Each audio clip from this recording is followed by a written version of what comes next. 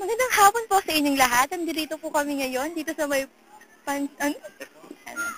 Cemetery. Las Piñas Cemetery. At naririto po ang, ano po ba?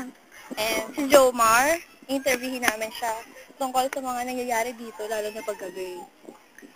Unang katanungan po, gaano ba kadami dito yung tao kapag gabi na talaga?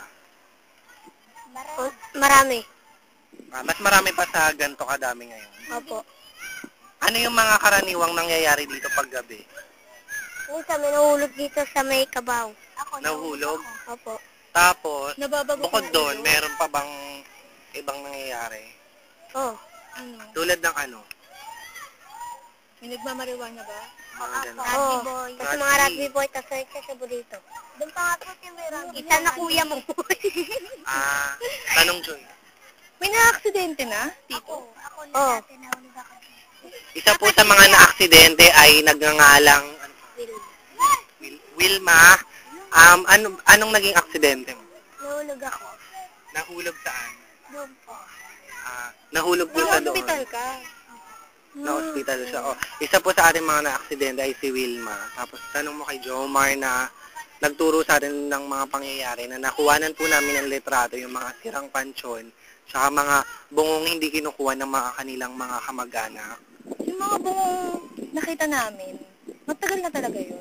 Hindi man, Opo. talagang hindi na siya binabalikan ng mga kamag-anak nila. Ay, hindi na.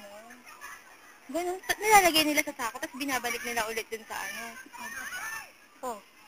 Okay. Yun. Bukod sa mga nangyayari dito na rugby sa gabi, meron pa ba ditong sahalin may nagpapatayan ba? May ganun ba? Wala. Ay, May nire-rape. O ayon po dito sa na-aksidente nating si Wilma, may nire-rape na daw dito. Anong statement mo tungkol doon? At paano nangyari yung kaganapan na ito? Nakita mo, na-witness mo ba?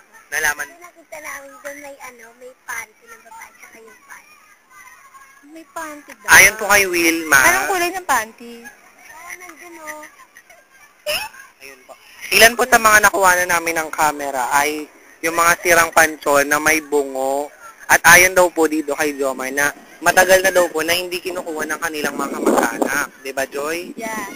At ayon naman din kay Wilma, meron daw dito mga nire-rape, mga nagra-rugby, dito po sa Las Piñas Cemetery na matatagpuan sa gitnang bahagi ng Iglesia Tubambo Organ. Diba, Joy? Correct. Katanungan mo pa, meron pa po dito isang... Kayo, bakit kayo nandirito ngayon? Ano yan, naghahabulan kayo? Tinatawid niyo yung mga Opo, tatalong sa loob. Masaya ba kayo sa ginagawa nyo dito? Hindi. Bakit gusto nyo dito? Wala. Para may kalaro lang. Tambay mo. Opo. Tambay lang, paslan sa gabi. Okay.